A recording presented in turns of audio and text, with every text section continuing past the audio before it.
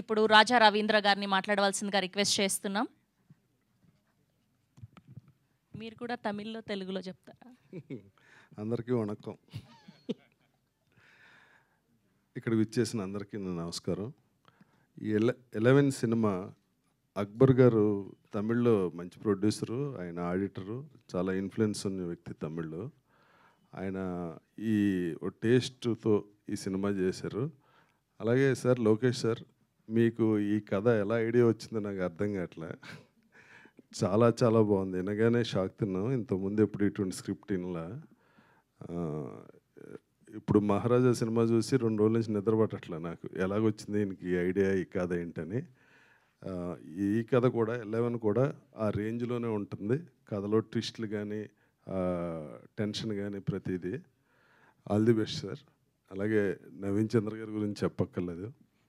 మీరు అందరూ చూసే ఉన్నారు, చాలా సినిమాలు చేశారు. ఆయనకి ఈ సినిమా ఆయన కెరీర్లోనే the highest budget film. Thanks Akbar గారు.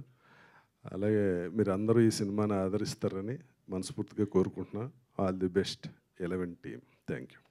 థ్యాంక్ యూ అండి. Thank you so much. And